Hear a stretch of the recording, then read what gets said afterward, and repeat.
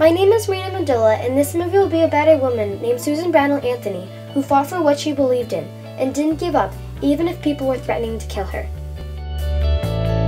Say hello to Susan B. Anthony. Susan B. Anthony was born on February 15, 1820 in Adams, Massachusetts. She grew up in a reform-minded Quaker family. The Quakers moved when Susan was a little girl. She went to local schools in Bentonville, New York, and then studied for 4 months at a Quaker boarding school for girls in Philadelphia. She was also known as the Napoleon of the women's rights movements. She fought for women's right to vote.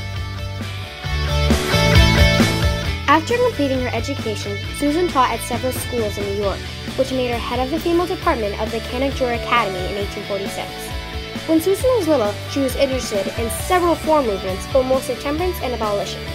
With having so much energy, she threw herself in reform work. When she was involved in reform movements, mostly temperance, she met many of the major reformers of the time: Lucy Stone, Lucretia Mott, Frederick Douglass, and William Lloyd Garrison.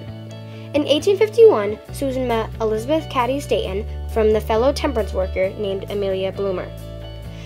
Elizabeth, 3 years earlier, had called the first Women's Right Convention in Seneca Falls, New York. Susan and Elizabeth became great friends. In 1852, Susan was not allowed to speak at a Sons of Temperance meeting.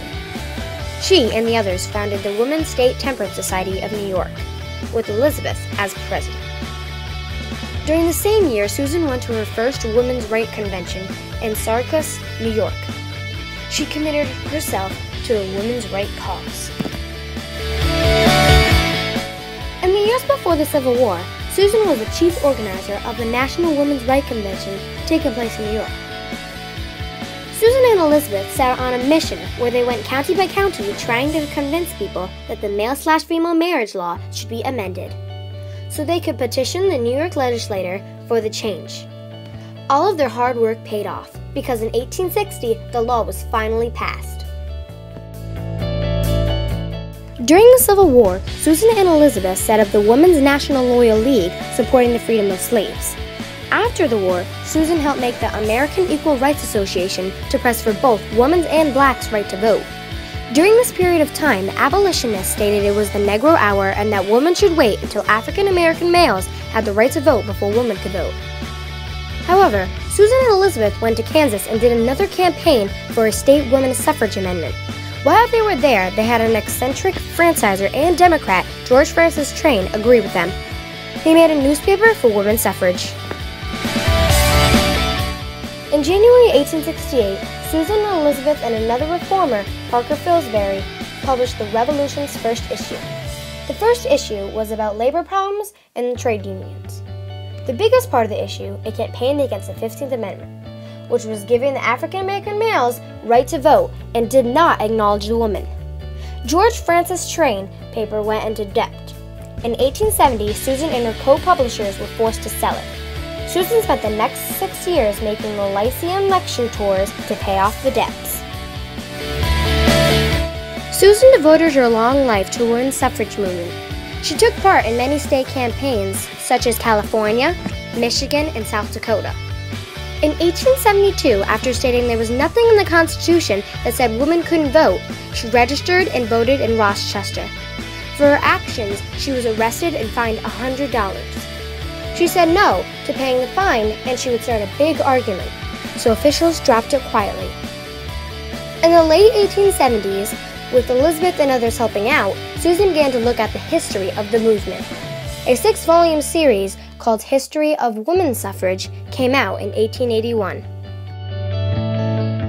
Finally, the National and American Women's Suffrage Associations were put together, called as the National American Women's Suffrage Association, shortened NAWSA. In 1890, Susan became vice president of the new organization. In 1892, she put Elizabeth as president. In 1895, Susan went to the South, talking to people in white churches and schools to say African Americans and women should have equal rights with white men. Susan got many people's attention. In the 1900s, Susan was 80. She gave the presidency to someone else. Even though she wasn't president, she still worked on the cause. She also helped open the University of Rochester to women the same year. Susan in 1904 joined Carrie Chapman Catt in founding the International Women's Suffrage Association in Burlington, and Susan became president. In February 1906, at a women's suffrage convention in Baltimore, Susan made her last speech, including her message. She says, "Failure is impossible." A short while after this, she died in Rochester on March 13, 1906, at the age of 86. In 1920, all of her hard work paid off. In the passage of the 19th Amendment, it says women had the right to vote. Essential question: why do social reform movements develop? Social reform movements develop because everyone has different opinions. These people want to make a change to the things they do not agree with. These people will travel far and wide to convince people they are right.